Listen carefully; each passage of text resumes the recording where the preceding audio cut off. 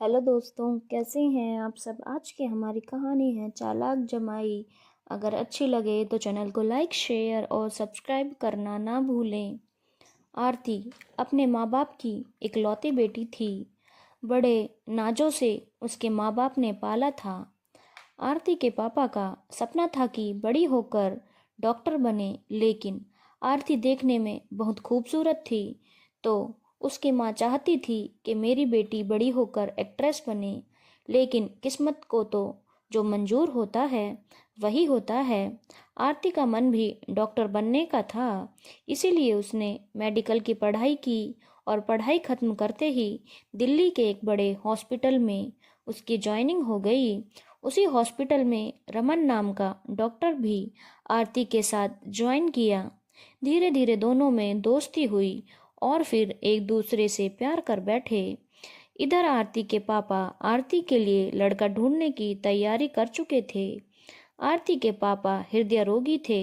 वह चाहते थे कि अपनी जिंदगी में ही बेटी के हाथ पीले कर दे, क्योंकि जिंदगी का कोई पता नहीं कब मुंह मोड़ ले। एक दिन आरती हॉस्पिटल से जब घर आई तो उसके मम्मी पापा ने कई सारे फोटोज सिलेक्ट करके रखे हुए थे। उन्होंने आरती को दिखाया और बोला, बेटी इसमें से देखो तो कौन लड़का तुम्हें पसंद है। अपनी मम्मी की बात सुनते हुए आरती बोली, मम्मी आपको परेशान होने की जरूरत नहीं है, मैंने ऑलरेडी आपका दामाद ढूंढ रखा है। आरती ने रमन के बारे में अपने मम्मी पापा से सब कुछ बता दिया। फिर क्या था, अगले दिन ही आरती के पापा रमन के घर चले गए। आरती देखने में बहुत खूबसूरत थी, इस वजह से रमन के घर वालों ने भी आरती को पसंद कर लिया। जब आरती के पापा रमन के घर से चलने लगे तो रमन की मम्मी ने कहा, भाई साहब हमने अपने बेटे को पढ़ाने में बहुत खर्चा किया है। हम आपसे कोई दहेज नहीं मांग रहे, लेकिन आप हमारी इज्जत का ख्याल रखिएगा। रमन की मम्मी ने खुलकर दहेज का जिक्र तो नहीं किया, लेकिन बातों बातों में बता दिया कि हमारे रिश्तेदारों के यहाँ अगर एक छोटा सा भी नौकरी कोई करता है तो उसको कितना दहेज मिला है। हमारा बेटा तो डॉक्टर है, इतना तो मिलना ही चाहिए। आरती के पापा को भी कोई ऐतराज नहीं था, क्योंकि उनकी कोई बेटा तो था नहीं। ले देकर एक बेटी थी और लड़का भी डॉक्टर था। बेटी उसको पसंद करती थी और आरती के मम्मी पापा को क्या चाहिए था। आरती की शादी धूमधाम से हुई। उसके पापा ने दहेज में बहुत सारे जेवरात और पैसे अपने बेटी को दिए। आरती के ससुराल वाले बहुत खुश थे। ऐसी बहू कहाँ मिलती है, बहू खुद तो डॉक्टर है और उसके बाद इतना सारा दहेज भी लेकर आई है। आरती की सास तो अपनी बहू के बारे में सबसे यही कहती थी कि हमारे घर बहू नहीं लक्ष्मी आई है। जब से हमारी बहू हमारे घर आई है, हमारा घर खुशियों और पैसों से भर गया है। खुशियों का तो पता नहीं, लेकिन पैसों से उनका घर जरूर भर गया था। ऐसे करके शादी के 2 से 3 साल बीत गए थे। आरती के पापा का दिल्ली के रोहिणी इलाके में 500 गज जमीन था। आरती के हस्बैंड चाहता था कि वह जमीन उसके पापा उसको हॉस्पिटल बनाने के लिए दे दें, लेकिन वह कहे तो कैसे। एक दिन आखिर उसने आरती से कही दिया, आरती आखिर कब तक हम लोग किसी की नौकरी करते रहेंगे। मैं तो चाहता हूँ कि हम दोनों अपना एक हॉस्पिटल बनाने के लिए लोन की बात कर ली है, लेकिन जमीन का ही पंगा पड़ रहा है। तुम्हारे पापा के पास जो रोहिणी में जमीन है उनसे बात करो ना, अगर वह दे देते हैं तो हम वहीं पर अपना हॉस्पिटल बना लेंगे। आरती ने कहा, ठीक है, कल मैं मम्मी से बात करूंगी। सुबह होते ही रमन ने आरती को याद दिलाया कि अपनी मम्मी से बात करो। आरती ने अपनी मम्मी से इस बारे में बात की। रमन अपना हॉस्पिटल खोलना चाहता है, उसके लिए उन्हें जमीन चाहिए थी। क्या पापा वह जमीन हमें दे देंगे। आरती की माँ बोली, बेटी ये सब तुम्हारा और दामाद जी का ही तो है। ऐसा करो तुम लोग शाम को आ जाओ, पापा भी रहेंगे और तुम्हारी बात भी हो जाएगी। आरती और रमन शाम को अपने पापा के घर पहुंच चुके थे। जब आरती ने अपने पापा से इस बारे में बात की, उसके पापा ने एक बार में ही हाँ कर दी और उन्होंने बोला कि तुम जब मर्जी उस पर हॉस्पिटल बना सकते हो, सब तुम ही लोगों का तो है। मंजूरी मिलते ही रमन मन ही मन बहुत खुश हो रहा था। वह बाहर आकर जल्दी से अपने मम्मी पापा को फ़ोन लगाया और कहा कि मम्मी, आरती के पापा ने हाँ कर दी है, अगले महीने से ही हम लोग हॉस्पिटल बनाना शुरू कर देंगे। अगले महीने नवरात्रि शुरू हो रहा था। सबने यह फैसला किया कि नवरात्रि में ही हम जमीन का पूजन कर देंगे। पूजे हुए एक महीना बीत गया, लेकिन वहां पर एक ईंट भी नहीं लग पाया। तो आरती के पापा ने कहा, बेटी क्या बात है, एक महीना हो गया, हॉस्पिटल का काम कुछ हो ही नहीं रहा है, क्या बात है? वास्तव में बात यह थी कि रमन ने किसी भी बैंक से लोन के लिए बात नहीं की थी। वह तो ऐसे ही झूठ बोल दिया था कि हमने लोन मिल रहा है हॉस्पिटल बनाने के लिए, सिर्फ ज़मीन की कमी है। इनके पास अब पैसे तो थे नहीं, हॉस्पिटल बनवाएं कैसे? रमन ने अपनी पत्नी आरती से बोला, आरती, किसी कारणवश हमारा लोन नामंजूर हो चुका है। मैं यह सोच रहा हूँ उसमें से कुछ ज़मीन हम बेच देते हैं और उससे जो पैसे आएंगे उसी से हॉस्पिटल बनवा लेंगे। आरती को अपने ससुराल वालों के लालचीपन का बिल्कुल भी शक नहीं हो रहा था। वह लोग जो बोलते आरती करती जाती थी। आरती के पापा को जब यह पता चला कि दामाद जी के पास पैसे नहीं हैं हॉस्पिटल बनवाने के लिए, तो उन्होंने अपने बेटी और दामाद से कहा कि तुम्हें ज़मीन बेचने की कोई ज़रूरत नहीं है, मैं पैसे दे देता हूँ और जो मेरी दुकान है मैं वह भी बेच देता हूँ, क्योंकि अब मैं बूढ़ा हो चुका हूँ, अब मेरे बस का नहीं है दुकान चला पाना।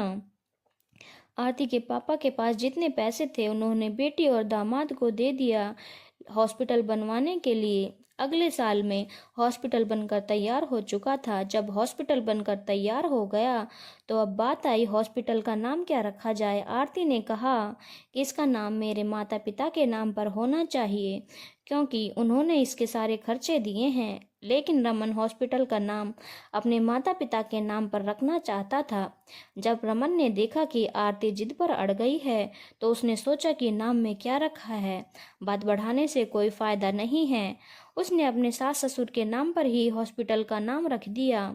एक दिन आरती अपने हॉस्पिटल में सर्जरी कर रही थी, तभी इमरजेंसी कॉल आया और उसे बताया गया कि उसके पापा को हार्ट अटैक आया है। आरती ने जल्दी से सर्जरी को निपटा कर वह अपने घर पहुंची और दिल्ली के सबसे बड़े हॉस्पिटल में अपने पापा को भर्ती कराया।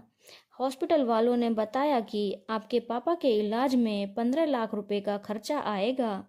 आरती ने उसी समय अपने हस्बैंड रमन को फ़ोन किया और बोला, रमन तुम जल्दी से हॉस्पिटल आ जाओ, पापा का ऑपरेशन कराना है, 15 लाख रुपए की ज़रूरत है। रमन उसी समय बोला, आरती कैसी बात कर रही हो तुम? 15 लाख के बारे में ऐसे कह रही हो जैसे 15 लाख नहीं 15 रुपए हों। मैं 15 लाख कहाँ से लाऊंगा? मेरे पास जो भी पैसे थे सब हॉस्पिटल बनाने में लग गए। अभी हॉस्पिटल से तो कोई प्रॉफिट भी नहीं हो रहा है, जितनी कमाई होती है उतना खर्चा हो जाता है।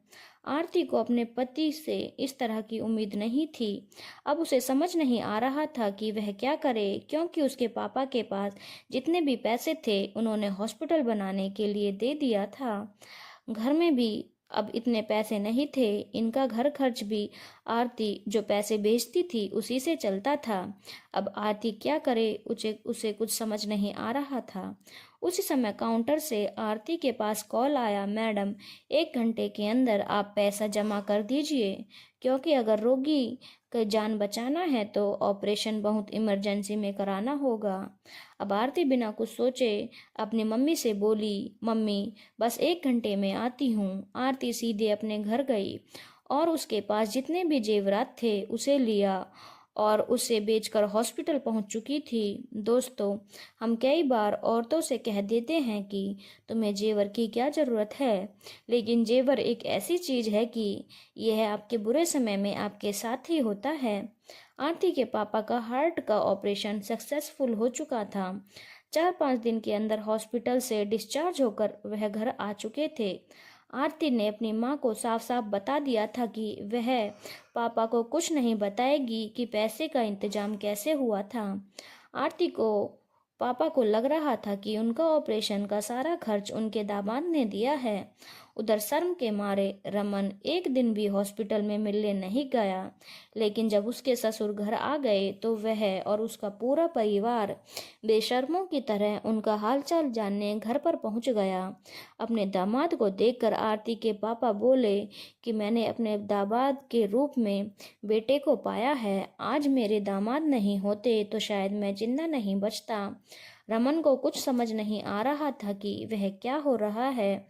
उसके ससुर जी ऐसा क्यों कह रहे हैं? उसने तो कुछ किया भी नहीं।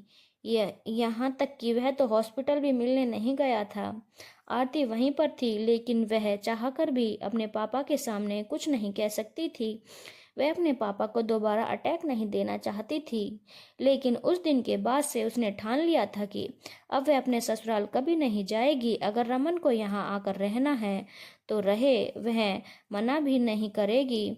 यहीं से वह हॉस्पिटल जाने लगी और हॉस्पिटल का सारा मैनेजमेंट वो खुद देखने लगी। कुछ दिनों बाद रमन को भी एहसास होने लगा कि उसने अपनी पत्नी के साथ बहुत गलत किया है। जिस पत्नी और सास ससुर ने उस पर आंख बंद कर विश्वास किया, जो मांगा वह दिया, उसने उसके लिए क्या किया? सिर्फ विश्वासघात। रमन अपनी पत्नी से जाकर माफी मांगने लगा और बोला, आरती मुझे माफ कर दो, मैं माफी के काबिल तो नहीं हूँ, लेकिन माफ कर दो और अपने घर चलो। आरती बोली, कौन सा घर ले जाओगे? घर में मैं नहीं आरती, जहाँ पर दहेज के लोभी भेड़िए रहते हैं। मैं उन्हें अपनी माँ बाप जैसे समझती रही, लेकिन वह अच्छेपन का नाटक करते रहे और मुझे बार बार अपने पिता पर दबाव बनाकर पैसे मांगते रहे। कभी तुम्हारे बहन की शादी के नाम। बस मैं इतना कर सकती हूँ कि मैं नहीं चाहती हूँ कि तुमसे रिश्ता तोड़कर अपने पापा को फिर से हार्ट अटैक की तरफ ले जाऊं। अगर तुम्हें मेरे साथ रहना है तो मेरे घर में ही रहना होगा। अब मैं ससुराल नहीं जाऊंगी। आरती जानती थी कि उसके पापा बहुत ही इमोशनल आदमी हैं। अगर उनको पता चला कि उनकी बेटी और उनके दामाद में कुछ भी अच्छा नहीं है तो उन्हें दोबारा आघात लग सकता है। इसीलिए वह अपने पापा को कुछ भी बताना नहीं चाहती थी। धन्यवाद दोस्तों। अगर आपको कहानी अच्छी लगी हो तो चैनल को लाइक, शेयर और सब्सक्राइब करना ना भूलें।